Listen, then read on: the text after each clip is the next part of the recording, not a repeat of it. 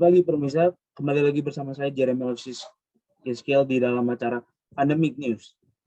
Selama beberapa menit ke depan saya akan menemani Anda untuk mengulik lebih dalam mengenai pendidikan di masa pandemi. Nanti juga akan bersama kita narasumber kita yang akan juga membantu kita dalam mengulik masalah dalam pendidikan di era pandemi. Nah, sebelum itu mari kita lihat cuplikan berikut ini. Sudah 2 tahun, pandemi COVID-19 menyebar di lingkungan masyarakat Indonesia, yang mengakibat semua aktivitas yang dilakukan oleh masyarakat mengalami banyak perubahan, termasuk dalam proses pendidikan. Pendidikan merupakan usaha yang dilakukan untuk mewujudkan proses pembelajaran peserta didik untuk mengembangkan potensi pada dirinya. Peserta didik mampu mendapatkan hak pendidikan. Meskipun dalam masa pandemi seperti saat ini, pendidikan harus tetap berjalan. Pembelajaran tetap harus berlangsung. Meskipun dilakukan pembelajaran jarak jauh untuk mengurangi penyebaran COVID-19. Pada masa pandemi ini, sekolah maupun perguruan tinggi harus mampu menyesuaikan untuk terus melaksanakan proses belajar mengajar. Perkembangan zaman yang selalu mengalami perkembangan dari zaman ke zaman, pendidikan pun juga harus mengikuti perkembangan zaman dari waktu ke waktu untuk meningkatkan kualitas ataupun mutu dalam perkembangannya. Metode pelajaran pun dilakukan dengan metode daring. Tetapi sadar atau tidak, metode daring ini tidak sepenuhnya menyelesaikan masalah di pendidikan di COVID-19. Sekarang untuk mengetahui kendala-kendala yang bisa terjadi di sekolah. Baik, sekarang telah bersama kita Bapak Joseph selaku Kepala Sekolah dari SMA Kristen Almasih. Selamat pagi Pak, bagaimana kabarnya Bapak pada pagi hari ini? Ya, selamat pagi. Baik, kondisinya baik, terima kasih. Nah Pak, seperti yang tadi kita sudah bahas, sekarang kita akan membahas tentang pendidikan di masa pandemi ini. Nah, menurut Bapak, apakah saat masa pandemi ini Bapak mengalami kendala gitu di sekolah? Ya, jadi memang pendidikan di zaman pandemi ini boleh dibilang menghadapi sebuah era baru. Sebenarnya bukan cuma kendala ya, jadi dinamakan era baru karena jadi pembelajaran yang biasanya klasikal, yang biasanya hanya manual, bertemu, tatap muka, tetapi dengan adanya pandemi maka merubah sebuah pembelajaran menjadi masuk ke dalam pembelajaran secara daring gitu ya, dalam konteks bisa secara tidak tatap muka tetapi secara online, begitu ya. Jadi bukan hanya kendala tetapi mungkin boleh dibilang menjadi menghadapi era baru, begitu. Apakah karena perubahan itu sekolah mengalami masalah gitu pada awal masa-masa pandemi? Kira-kira apa, kalau boleh tahu nih, ada masalah apa aja nih? Ya, pada awalnya masalah yang pertama adalah guru-guru kita dan anak-anak, siswa juga harus segera belajar menggunakan misalnya sarana seperti Zoom Meeting, belajar menggunakan sarana prasarana seperti Google Form, Google Class ya, dan masih banyak lagi ya. Dan guru-guru juga merubah cara pembelajaran menjadi mengirimkan video mungkin lewat YouTube, mengirimkan video lewat WhatsApp group, semua mengalami kendala, mengalami perubahan dan mengalami pengalaman baru lah ya selama era pandemi.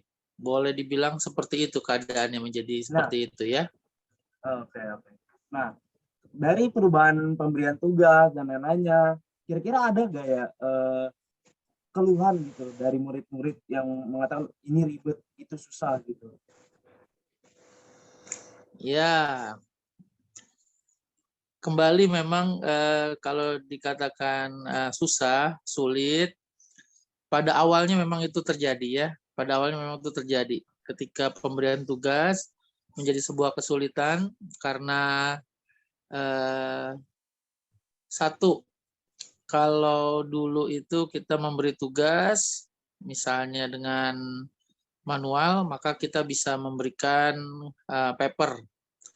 Kalau sekarang kita memeriksa tugas mereka bukan dengan paper lagi. Kadang-kadang ada yang mengirimkan fotonya, mengirimkan foto tugasnya. Mungkin ada yang kameranya bagus, ada yang kameranya nggak bagus. Itu yang pertama. Yang kedua, terjadi gangguan internet. Terjadi gangguan. Ya, dan yang ketiga biasanya ada yang satu keluarga handphonenya memang tidak banyak gitu ya. Jadi ada yang handphonenya dipakai adiknya juga belajar, ada yang dipakai orang tuanya untuk bekerja dulu gitu ya. Terus ada juga yang pulsanya jadi sulit ya karena harus nambah pulsa gitu. Dan gangguan internet juga banyak ya, tidak sedikit juga. Nah, itulah kendala-kendala di mana membuat tugas menjadi sulit sepertinya ya. Seperti itu kondisinya selama pandemi. Oke, kira-kira nih, seperti yang Bapak bilang nih tadi, ada yang HP-nya di satu buat pakai bareng-bareng nih. Nah, kira-kira berarti itu bakal ada keluhan dari orang tuanya juga kan? Nah, kira-kira bentuk keluhannya apa yang pernah disampaikan langsung pada sekolah? Ya, betul. Keluhan dari pihak orang tua, mereka merasa cukup kesulitan ketika anaknya begitu banyak tugas dan mereka harus pakai handphone juga untuk bekerja. Jadi itu sampai kepada kami pihak sekolah sehingga kami pun memberikan toleransi. Memberikan toleransinya yaitu boleh mengirimkan tugas, bukan hari ini. Boleh dalam kurun waktu 2 hari kemudian, boleh gitu ya. Atau mungkin setelah dia bisa mendapatkan kuota atau mendapatkan waktu, anak tersebut baru bisa menyelesaikan tugasnya, mungkin malam hari kami mengizinkan hal itu ya. Selama pandemi kami mengizinkan boleh dikirim sampai batas waktu tertentu, misalnya sampai jam 9 malam. Seperti itu toleransinya ya. Dari keluhan orang tua, kami juga menyediakan solusi. Iya. Oke, baik. Kalau begitu nih, kira-kira ini kan pastinya nggak mungkin cuma orang tua dan muridnya saja dong. Pasti adalah gurunya juga. Kira-kira apakah mereka bisa beradaptasi, Pak, dalam keadaan pandemi ini? Ya, kalau bicara soal adaptasi, manusia itu adalah makhluk yang mempunyai kemampuan adaptasi. Ketika harus ada di gurun, dia akan beradaptasi, dia menjadi kuat di sana, menjadi berpikir kreatif di sana, dan menemukan jalan keluar untuk bertahan hidup di padang gurun. Kalau daerahnya seperti daerah Eropa dingin, maka manusia juga akan beradaptasi. Mereka akan menemukan jalan keluarnya. Nah, begitu juga dengan pembelajaran di era pandemi, akhirnya beradaptasi, ya. Baik guru, baik siswa, baik orang tua, itu menurut pengamatan saya semua mengalami adaptasi, ya. Dari yang buta teknologi, akhirnya kami semua beradaptasi, memahami teknologi dalam dunia pendidikan, ya, mengirim gambar, menjawab dengan Google Form, gitu ya, melakukan pertemuan dengan Zoom meeting dan lain-lain, ya, seperti itu. Oke, baik. Kalau begitu, kira-kira nih, pandangan Bapak terhadap masa pandemi ini akan bagaimana nih pendidikan di Indonesia ini ke depannya? Oh iya, menurut pandangan saya dengan adanya era pandemi ini, maka sebenarnya pembelajaran memasuki level baru, yaitu level di mana kita bisa melakukan pembelajaran sebenarnya di mana saja, bukan hanya di sekolah, ya, bukan hanya di satu tempat.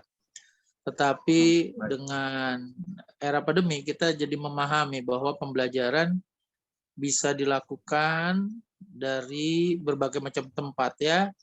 Mungkin siswanya ada di lokasi mana, gurunya ada di lokasi mana, tetapi tidak terhambat untuk melakukan pembelajaran. Begitu ya, tidak terhambat untuk melakukan kegiatan belajar mengajar ya. Walaupun memang tetap ke depannya masih harus diperbaiki fasilitas internet ya, kemampuan teknologi dan update diri ya untuk bisa lebih kreatif lagi membuat apa istilahnya menyampaikan pembelajaran lewat konten-konten, dan anak siswa juga belajar.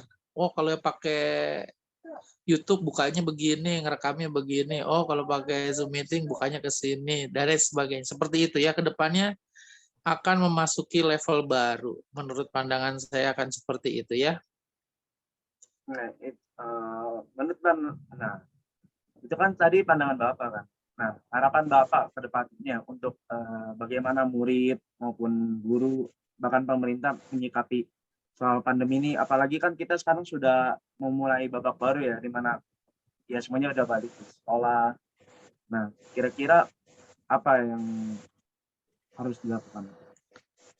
Ya, harapan saya ke depannya kita akhirnya akan mencapai yang namanya kemerdekaan belajar. Kemerdekaan belajar ya. Harapan saya sekali lagi ke depannya kita akan mencapai yang namanya kemerdekaan belajar. Berarti belajar itu bisa dilakukan dengan berbagai macam cara, dengan cara yang lebih baik, dengan cara yang lebih efisien, dengan kemerdekaan tempat mungkin ya. Itu harapan saya benar, dengan kemerdekaan tempat, dengan kemerdekaan cara untuk belajar, cara untuk mengajar. Kita merdeka. Harapan saya ke depannya seperti itu ya. Jadi dengan era pandemi kita belajar banyak dengan hal ini ya. Jadi Seperti itu harapan saya. lebih fleksibel begitu ya Pak, agar Ya, kita juga betul. bebas cara mengajarnya mau bagaimana dengan Ya, sesuai dengan apa yang kita mau dan apa menurut kita benar gitu. ya, Benar, kan Pak? betul, Oke, betul. oke. Karena keterbatasan waktu, terima kasih Pak atas peluangan waktunya pada pagi hari ini. Saya harap Bapak juga sukses terus buat kedepannya. Ya. Kalau gitu, terima kasih ya Pak. Terima kasih. Terima kasih. Ya. Salam sehat. Oke, terima kasih.